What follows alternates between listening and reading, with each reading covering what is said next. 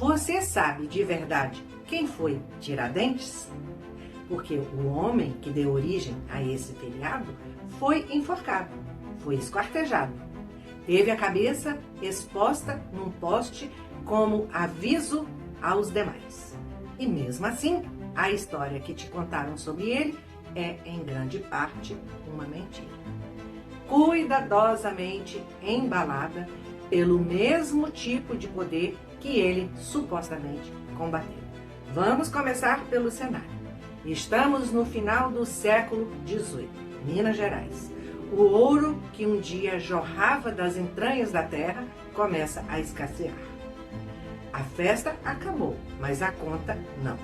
Portugal, com a elegância característica de quem manda de longe, decide que a colônia precisa pagar.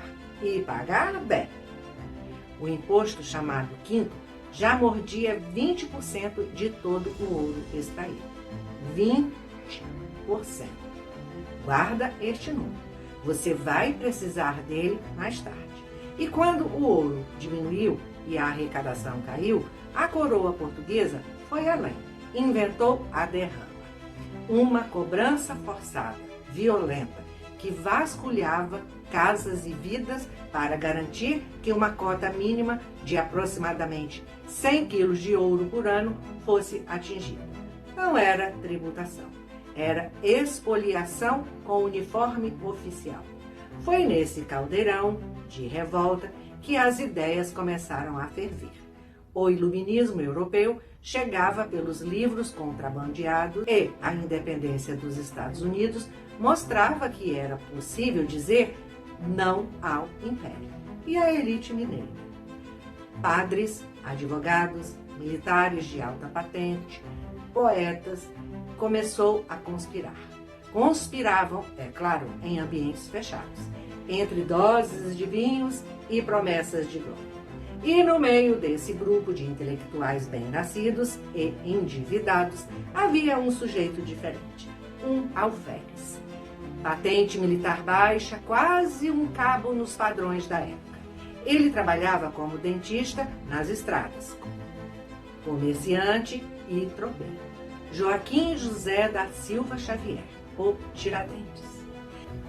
Enquanto os grandes nomes do movimento trocavam ideias em salões protegidos, Tiradentes saía pelas ruas, pelas estalagens, pelos caminhos de terra batida e berrava os planos de conspiração para qualquer um ouvir. Ele não era o ideólogo, não era o financiador, era o porta-voz, imprudente, o entusiasta irresponsável, o homem que acreditava de verdade. E isso, numa conspiração, é o perfil mais perigoso que existe. O movimento nunca aconteceu. Não porque faltou coragem. Não porque o plano era ruim. Mas porque um dos próprios conspiradores decidiu que suas dívidas valiam mais do que seus ideais. Joaquim Silvério dos Reis, um dos membros do grupo, foi à coroa portuguesa, entregou os colegas e, em troca, ganhou o perdão de suas dívidas astronômicas. A delação premiada tem uma história bem mais longa do que você imagina. Com a denúncia, o castelo de cartas desabou. E aí aconteceu algo que define muito sobre quem era Tiradentes, enquanto a elite que conspirava, os grandes nomes, os poderosos, os intelectuais, negava tudo. Recuava, se prostrava, pedia clemência e jogava a culpa nos outros. Tiradentes não recuou 1 milímetro, assumiu, defendeu os ideais, disse que sim, queria uma república, queria liberdade e estava disposto a pagar o preço. E o preço foi cruel. Em 21 de abril de 1792, ele foi enforcado.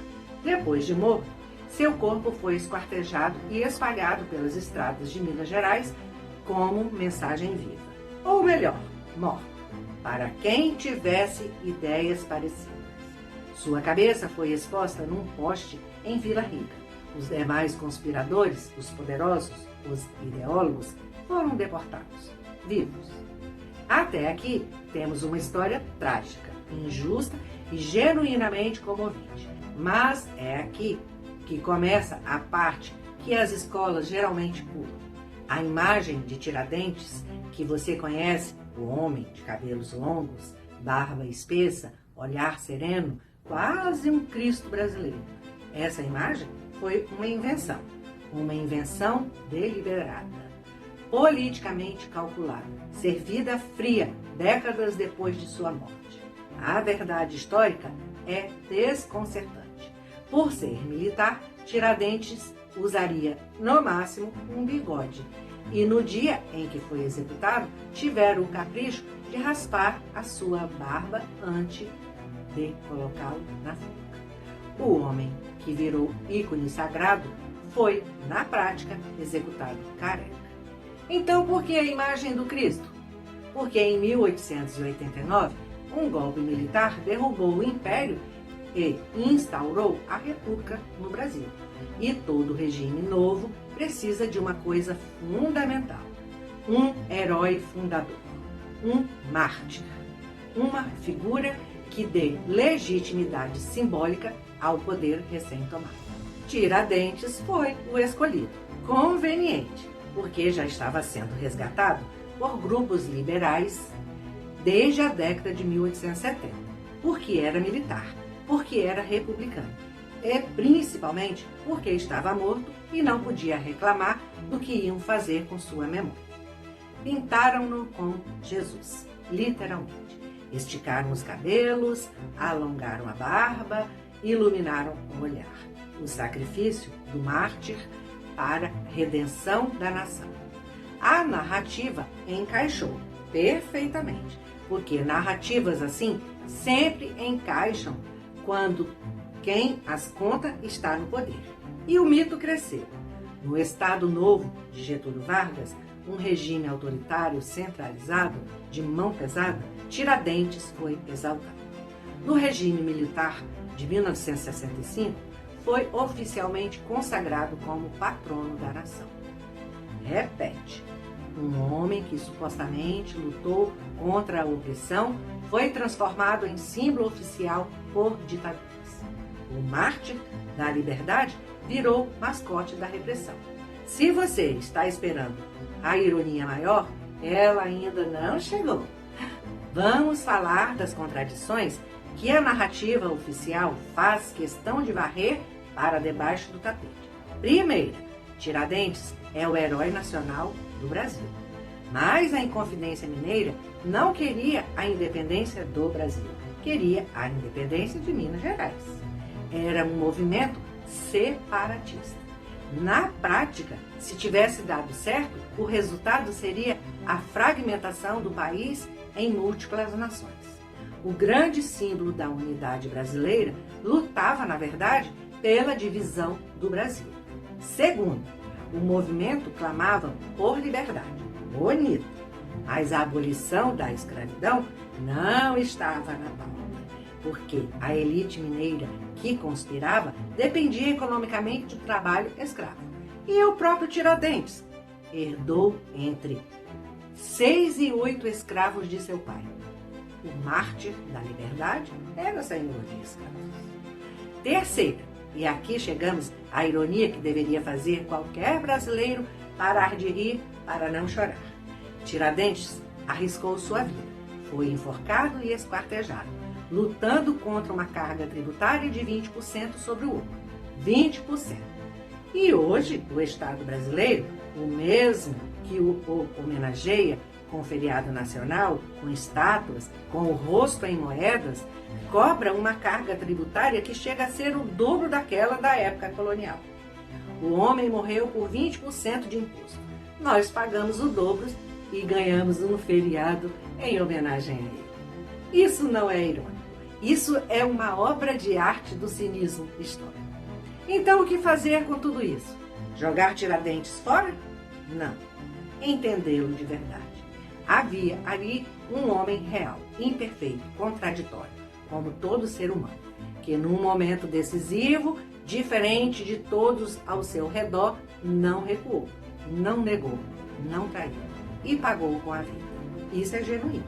O que não é genuíno é a estátua higienizada, o homem herói sem manchas, o Cristo inventado que serve para legitimar qualquer governo de qualquer matiz ideológico, da república oligárquica à ditadura militar.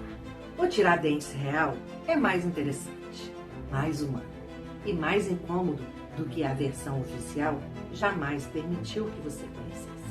E é exatamente por isso que esse vídeo existe, porque história sem contradição não é história, é propaganda. E você merece mais do que propaganda embalada em feriado.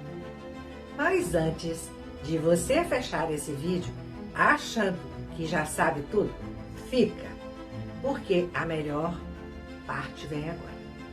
Existe uma teoria sussurrada há séculos nos círculos de história não oficial, que vai fazer tudo o que você acabou de ouvir parecer ainda mais perturbador. Dizem, e olha, isso é fofoca histórica, a mais ousada do Brasil, que o homem que subiu ao cadafalso naquele 21 de abril de 1792 não era Tiradentes, que o verdadeiro Joaquim José da Silva Xavier era maçom, membro de uma irmandade com conexões profundas e tentáculos em ambos os lados do Atlântico, e que essa irmandade teria agido nas sombras para tirá-lo do Brasil em segredo, embarcando-o para Portugal, enquanto um desgraçado sem nome, sem história e sem escolha subia no lugar dele para dar o exemplo que a coroa tanto queria exibir. Um bode expiatório literal, enforcado, esquartejado e exposto num poste para domar uma população inteira.